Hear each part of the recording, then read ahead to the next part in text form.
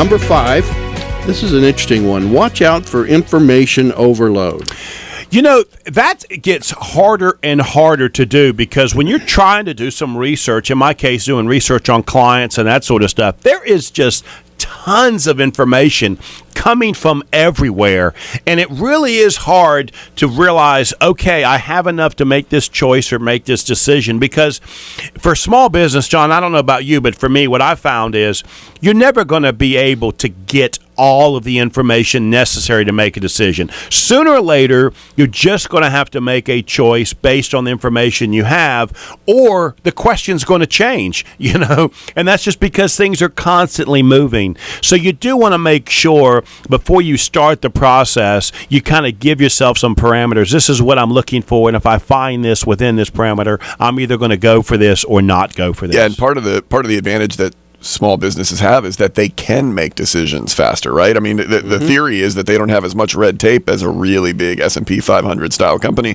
They don't have 50 layers of management they have to go through. So they can get stuck sometimes in this information overload. They're used to, you know, having every piece of information before making a decision, but that goes against the grain when it comes to small businesses, which are supposed to be able to make decisions really rapidly. Yeah, exactly right. And the thing I would add is that I tend to believe that successful business owners are always learners. They're always trying to get, but you can overdo it. In fact, I found myself doing that. I like to just continue to learn new things, and suddenly I realize I'm spending all my time, you know, looking at my screen and learning. And I finally have to say, okay, enough. You know, you've just got to stay focused on the business, and with all the information that's out there. Now, the YouTube videos of squirrels, you count that learning? Exactly. Yeah. I mean, yeah. That's the problem. I mean, it's the old surfing the internet thing. You can spend, you know, days doing. But anyway, so watch out for information overload. Number 6. That's a good one. Know your why. Know why. Know your why. That really is important because I find that there's two questions that you're gonna find yourself struggling with in business. The first one is, why am I getting in business to begin with? And then, why am I ready to sell or get out? You know, and honestly, I find, I don't know about you, John. I'll be interested to hear what you say about your clients, but money is not the number one motivating factor for the clients that I speak with. It is probably a second tier. It is their measurement, don't get me wrong, but I don't find that to be the number one motivating factor. No, I agree. And, you know, why, for those of you who are, you know, Joe, or Wayne, you were talking about learning. Simon Sinek. Yeah, Simon Sinek, his video on why and his book on why and the audio. One of the things that I find is that entrepreneurs generally are not driven by money. I know that when I started our firm, you know, 11 years ago, the reason I left PricewaterhouseCoopers, which is an incredible firm. I mean, they do really great work and they're really large.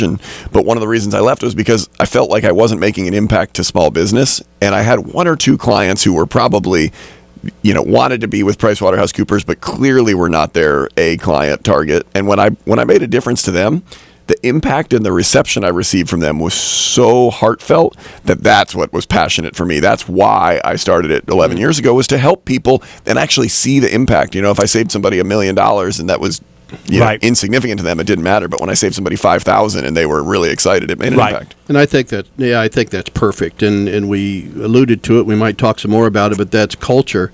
And the one thing I remember Simon Sinek pointed out in that initial discussion about start with why is that you want to hire based on your why. You want people that, you know, he used the Wright brothers as an example, who had no money and ended up being the first in flight when they were in competition with someone that had all the money, and they hired people to do stuff.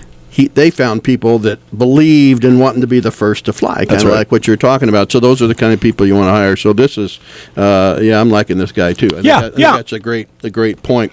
Number 7. You found a good article. Wow. Well, sometimes even a blind squirrel, a blind squirrel finds a nut sometimes. I found you, Joe. Recognize that many wins were originally far-fetched ideas. Say that one more time. I wasn't paying attention. I was trying to figure out whether you were making fun of me or not on that last statement. I was. We should have rang the bell. But, you know, Chris Stop with the bell. You don't even know what he said, man. Gosh, aggravating. The whole studio got problems up in here. Okay, we're talking about the 10 things I wish I'd known when I started. Number 7 is recognize that many wins were originally far-fetched ideas.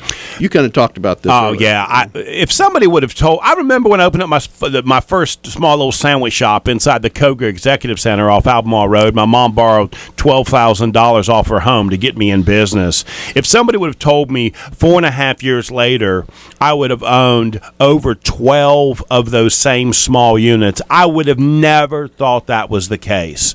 And so it was never a dream or a thought of mine. It's just when I woke up every day, I had this another thought, this another plan.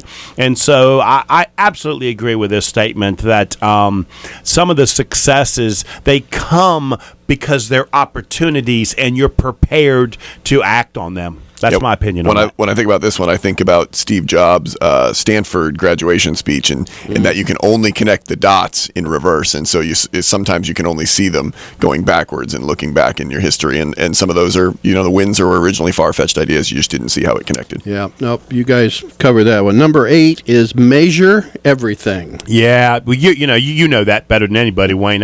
And we try and tell people. It's funny that John's here as an accountant because it is the biggest problem I've got. People come to me and they say they want to sell their business.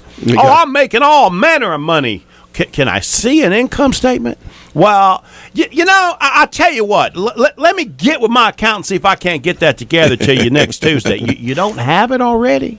So they have no idea. They've got no idea what a P&L needs to look like so that a buyer is comfortable and can validate that information. It is extremely challenging, and that's probably the biggest thing that I find to be a stumbling block on this. Yeah, and it's not. To me, it's not just the individual financial data and the income statements. It's also, sort of KPI type stuff, Exactly. key performance indicators. For us, we're really trying to be accountable on a sales and marketing perspective because accountants generally are very poor at that. So one of the things we do is we measure the number of center of influence meetings we have every month.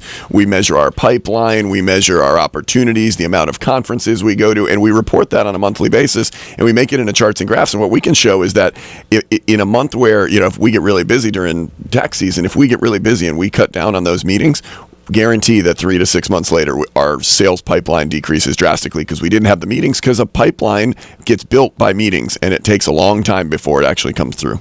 Yeah, I think that's perfect, John. And the old saying, you can only improve things that you measure, or you can't tell if you're improving it unless you measure it. This guy's right on there. And it really goes back to making decisions. We talk about it, Wayne, with our clients on marketing as well. And clearly, you don't know whether to spend that money or not unless you've counted how many times somebody has acknowledged that, in fact, that marketing has worked. And so many small business people don't take the time to ask the simple question, where did you hear about us? And if you ask that question, you'll get an honest reply back, and you'll know whatever it is you're doing, whether you're spending your time and energy, in fact, whether it's working or not. Okay, number 9, you need only one service or product. That's an interesting statement. I will tell you it is this. an interesting one. I'll tell you this, that I find myself telling people when I meet them that I help people buy and sell small businesses. Period. My expertise is about 4 or 5 million in gross sales or less. That's it. I don't get into the small business advisory. I don't get into all those other things because I don't want to confuse them what it is I actually do. So for me, I probably do that and have been doing that for a while now, just because I want to make it simplistic for someone to understand what I do. And you're talking about the marketing side, which I agree with, and I think you're right. I think part of what they're trying to get at here is that too often when you start a business, you're trying to be too many things. Yeah, I think it makes sense in startup. Spread too thin, and I don't think he's really saying you have to just have one product or service, but he's saying be careful spreading yourself too thin, as well as how you brand yourself, but because you could drive yourself crazy and not be good at anything. Yeah, I think it's really important in startup. I think when you get to a certain size, depending on each individual business, whether that's revenue based or whatever, I think you do have to expand. I think it's hard to sell one product if you're doing 20 million in revenue. You got to be somewhere between startup and 20 million. You got to add some products products and services. Exactly. Okay, number 10 out of the 10 things I wish I'd known when I started my business is keep in touch with everybody. You know, that is so important, and it's amazing how many small business people do not do that well. If you can just stay in contact with the people you've already met, it makes it a whole lot easier to keep that pipeline full. It is a challenge, and there are plenty of products and services out there to help you do that. But it is what ends up happening is, and we've ran some numbers on this, it is much more expensive to go out and get a new client than it is to get a current client to want to buy something else. Absolutely.